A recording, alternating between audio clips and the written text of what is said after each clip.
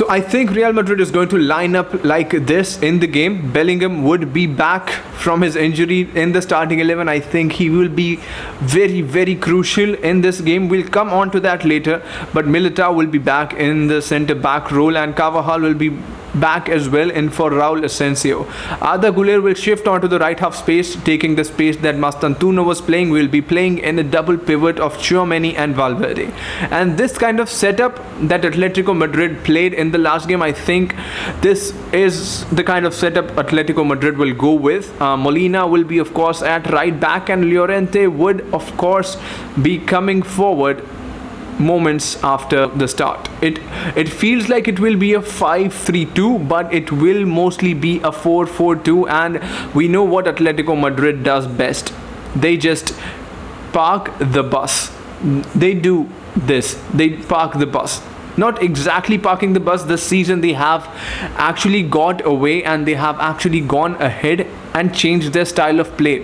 What I've noticed from Atletico Madrid are they're not following the classic low block counter attacking football. They're higher on progressive passes, and they're higher on actually building the play, because we see in the stats as well, Atletico Madrid is just behind Real Madrid, Barcelona and Villarreal in the league in terms of the XGs. So the creation is not a problem. Barrios, Llorente, Koke, Raspadori, Alvarez, Nico Gonzalez, everyone is actually contributing into the game. I think Raspadori can be started in front of Griezmann. I know Griezmann is really, really important, but I think Raspadori will play a crucial role.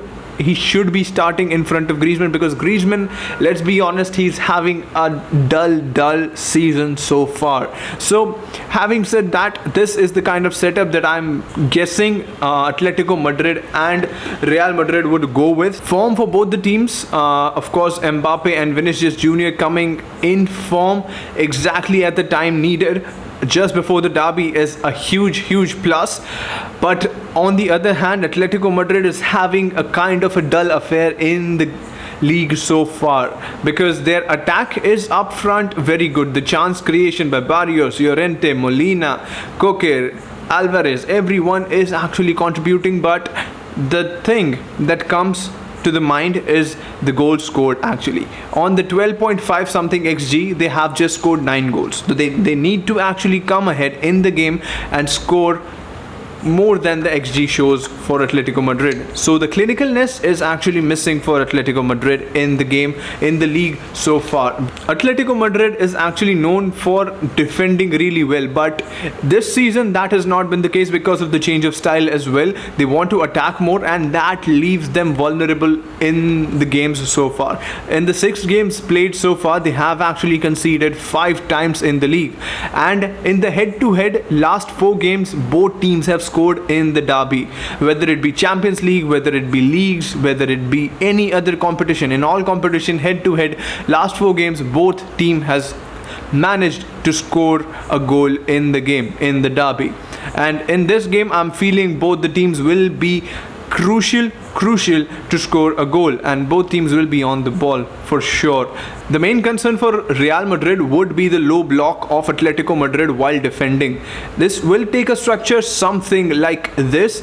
Koke, Barrios and Nico Gonzalez will be in the midfield 3, and they will be defending off with the back 5.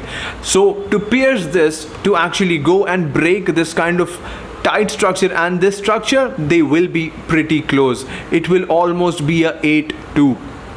It will not be a 5-3-2, it will be a 8-2, almost, because they will be tucking in so low that the opposition don't have a chance to make a pass. That's what Atletico Madrid does the best, and I'm sure they will be at their absolute best coming into the game. But Bellingham will be very crucial in the game this time, because the one thing Real Madrid was struggling with was the second man run into the box. When Real Madrid is attacking, Mbappe will be drifting on to the right or onto the left, be there, and Bellingham will take the central role. He will be making those runs into the box along with Mbappe. Vinicius Jr. will be up front, Carreras will be up front, Arda Güler will be tucking inside, trying to tuck inside of the players in the midfield. Carvajal will make a run. Valverde, of course, will be standing here, and he will be passing on everywhere. He will be conducting the play. Let's be honest, it will be the case. And the back three, Tchouaméni will drop in as a centre back, and this is the kind of formation that Real Madrid will go with. But breaking Atletico Madrid won't be easy because of their tight structure, their composed low block that they do so brilliantly, and it will be hard. But if Real Madrid is patient enough, I'm sure they will pierce the Atletico Madrid goal and they will actually score a goal or maybe two. This won't be a high scoring affair, I don't think, but yeah, that's that. But Atletico Madrid have a great chance while this formation takes place in the game, and I'm sure you will see this formation take place in the game a lot of times during the course of the play. But when Atletico Madrid wins the ball, what will happen is Julian Alvarez will unleash this void that is coming onto the left and onto the right. Raspadori on the left. Llorente will come forward, Koke will come forward, Barrios will stay here, Nico Gonzalez will actually go and strike forward, Javi Galán will go on, and Molina will go on.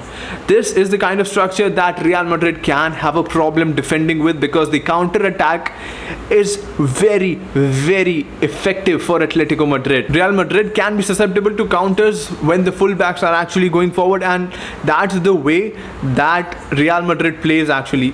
Alvaro Carreras and Carvajal both will be coming on forward, trying to put in the cross into the box. This is a formation that will take place, and Llorente often goes to the right and puts in great fucking crosses into the box. We have seen that in the game against Rayo Vallecano as well, where Julian Alvarez is actually ready to take the ball in and get the goal, and that's what we saw against Rayo Vallecano. And Nico Gonzalez will be up and down the wing with his pace that he has. He will be actually contributing a lot to the game. Also, Javi Galán making the forward runs, putting in the crosses will be absolutely crucial.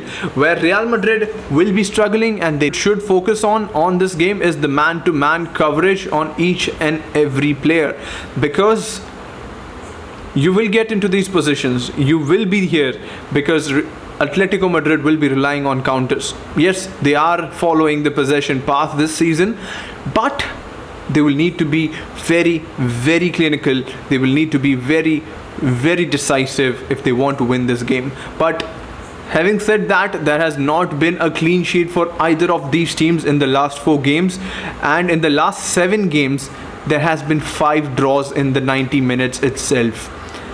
So anything can happen, but the most likely scenario for the run that Atletico Madrid is under, a struggling run, and the kind of form Real Madrid is in, winning all the games so far in the season in all competitions, has been a real plus.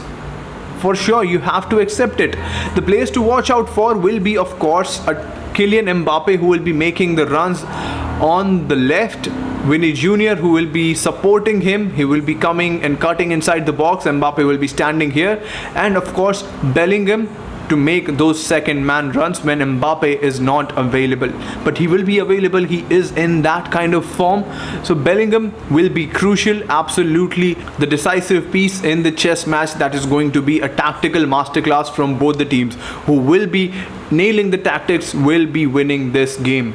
And that is what I feel. Valverde and Tchouaméni will be important in the double pivot, because they will need to have to do a lot of defending, and they will be tested to their best. Julian Alvarez will be a lookout for Madrid, because let's be honest, it's been a one-man show for Atletico Madrid, because he has scored 4 goals in this season, hat-trick coming in the last one, and the second best is 1 goal.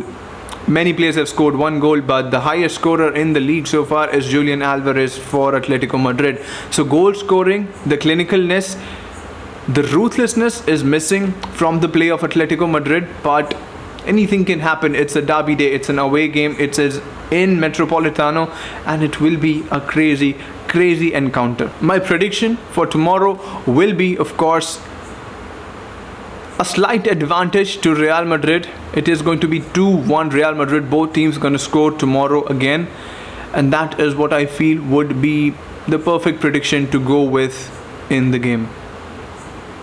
2-1 win for Real Madrid away at Metropolitano, but it may well be a 1-1 draw again coming to this fixture.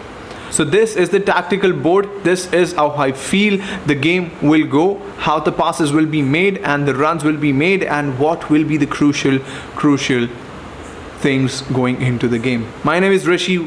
Thank you for watching Average Sports Opinions, and we will join you in the next one.